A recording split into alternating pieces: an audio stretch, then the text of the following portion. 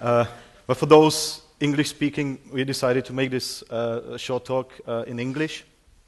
They asked me whether I have any ideas worth spreading, and because I'm a lawyer, I rather have ideas worth selling. And so, and then they told me that they don't have any money. So I decided to show you some pictures from my family album. This is the first one. It's me. It's a couple of years ago. I was in Croatia on holidays, and I tried scuba diving. As you can see, I was a bit less like I'm at the moment, but it was quite an interesting experience. Some people get addicts to scuba diving. Well, not me. It was interesting, but that was it. This is second picture. It is from our wedding, and this was the main course. It was quite good. This is the picture of my wife. It is not very high quality. But if you'd like to see my wife, she's sitting somewhere over there. This is another picture. It's a great party that we had a couple of years ago at our cottage. That happy elephant down on the ground is me. The other happy elephants I can't identify because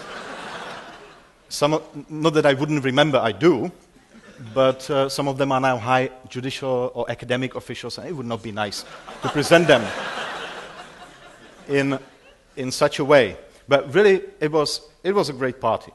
If you think that all these pictures are totally useless, you are right. And because I deal with information and communication technologies, I tried to guess what makes us to produce information. If something makes us to produce information in order to get connected with time, like what we saw in the recent presentation, then it's good. Because we need information in order to avoid this universal tendency called entropy. That's disorganizing tendency, and we need information in order to get organized. And that's good, if this is the motive for us to use all these ICT, communication technologies, internet, Facebooks, or whatever. But there's another motive that makes us to use these measures and to produce information in big loads. And that's a bad motive, and I would call it information fetishism. And this information fetish is grounded in one of our greatest weaknesses, that we would like to avoid the time. We would like to somehow cheat on it, stop it, or get rid of it, basically. So that's why we produce so much information, because we somehow think that we are able to use these methods in order to avoid the time. And so we try to stop the time, or we try to get back in time. And that's why we make so many pictures at holidays. So when we are somewhere, and we like it, then we produce these masses, tons of pictures, and then we somehow think that when we have these pictures, then we have captured the moment. The moment cannot be captured, it's gone. And then we invite our friends, we show them the pictures of the holidays. Nobody wants to see them, actually, except us, because it gives us the impression that we are there. But it cannot be brought back in time. So most of these pictures are entirely useless, except that one of my wife, obviously. And because the motive of producing of this sort of information is stopping the time. And I thought that this is useless, that it doesn't help. The more information we produce, the more it is useless. So maybe it could be a good solution to try to stop the time, not to produce any information at all. It means to be silent.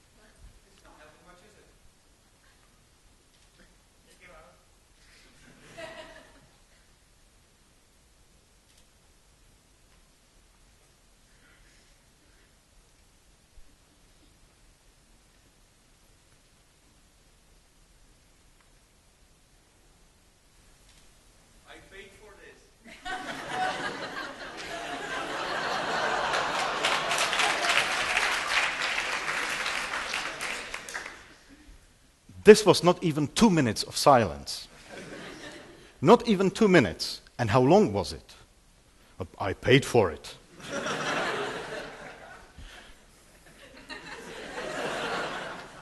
Okay, I will show you another picture of family album. This is not my family album. This is family album of Max Mosley, a prominent English former president of International Federation of Automobile Sports. And he was taped with a couple of prostitutes wearing some Nazi uniform, a very private situation. And then the video was posted on the server of News of the World, that magazine that already went down, but not because of this. And Max Mosley tried to defend his reputation at court, so he sued News of the World, and what he demanded was monetary compensation, what we call in law satisfactory damages, and the withdrawal or the takedown of the information from the website. The court awarded him this monetary you might think that he might be sued for something when doing this. But the law doesn't provide remedies when people act like idiots. This is a bit different situation. But I'd like to illustrate something else on this. The court said, yes, the monetary compensation will be awarded, but no takedown will be awarded. So the information will stay on the server. And the reason was, the court said that if it would be removed from News of the World server, then still it would remain on the internet, because it has been copied hundreds of times, and some of the copies are outside of English jurisdictions, so it would not make any change. So the information stayed there. And in other words, the law said, I'm helpless against this information fetishism, because once the information is out, it's out, and the law doesn't have remedies in order to take it back. So we can speak about any right to be forgotten, but the law, and this is an illustration of this, doesn't have remedies in order to enforce this right to be forgotten. But this forgetting for us is essentially important because it helps us to forgive. And that's divine ability, that's an art. But we are getting helped by this natural tendency of forgetting, of losing the information. But once the information is on the internet, it's very difficult to lose it. And here you can see, I Googled Max Mosley, so I was looking for some pictures to illustrate this issue, and you can see that when you Google the very name of Max Mosley, you get the links on this affair on the very first places. And it will remain like this, at least for a couple of years. So the question is how we can escape this problem of data fetishism when it affects our privacy and our personal life. It is very difficult, but there might be some solution. I would call it the solution of a Dutch house.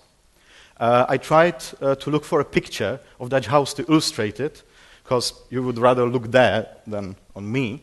But this is what I Googled for Dutch house. But this definitely is not like, I don't know whether you've been to Netherlands before, but this is definitely not like Dutch houses look like. Then I Googled further on, and I found this. And then, when I found this, then I gave it up.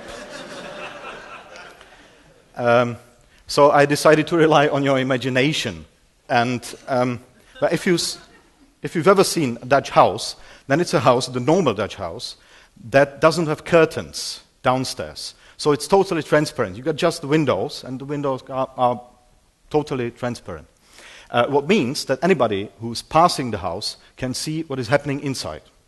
And then, this might be the proper solution how to deal with this information fetishism. Because when you are living in a Dutch house, then you know that the windows are transparent. What means that you don't do anything downstairs what you don't want to be seen. But sometimes it happens. But then, if somebody passes the house, the other people live in these Dutch houses as well. So it can happen to them as well. So when they pass the house and when they see something like this, but I think that you have much broader imagination than I do in terms of what can be seen in a Dutch house. Not this thing, I mean, can be other things seen. But the other people are in entirely the same situation. So if they see something, then they pass it over in silence. So if they have some information available, they remain silent about it. And what is also pretty interesting, when we are exposed in this Dutch house, then we are not just exposed to somebody's information fetishism or to somebody's voyeurism, but we are also exposed to anything what is human or what is forming a part of what we call humanity. So I was told by my Dutch friends that it's quite normal that when the neighbors are passing a house, then they look inside. And if there's somebody inside looking out, then people notice each other and greet each other, maybe, and it is even considered impolite for a neighbor to pass the house without looking inside. Because there might be needed some help inside. So then it turns the thing entirely vice versa, because we are exposed not only to this fetishism, voyeurism, well, whatever, but also to humanity. And this might be the solution of this data fetishism, and for all these problems that relate to our fetishism towards privacy. And, of course, the possible solution is also not to go downstairs at all, to become paranoid, and not to go to the living room or to the downstairs areas at all. But is this the proper solution? Probably not. And another solution that might be proper in this situation is the solution of the grandparents. It happens very often that we do something very problematic, get drunk, whatever, police brings us back home. Or whatever. Well, I don't do it, but maybe you have some experience of this kind.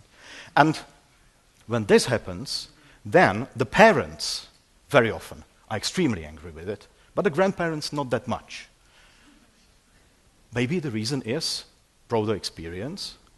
Maybe the reason is just, well, that they don't care. Or maybe it's the fact that with this experience, they gained also higher level of ability of forgiving that doesn't necessarily... And we can say that they have this ability to forgive because they have better ability to forget. Because the older we are getting, and this is what happens to me. So this might be connected, but I don't think so. I think it goes more with the life experience that makes us more able to forgive. And it really is an ability, it really is an art, and I think that that's the only thing what we can rely on when we speak about ICT and our privacy. So that's all. Thank you for your attention.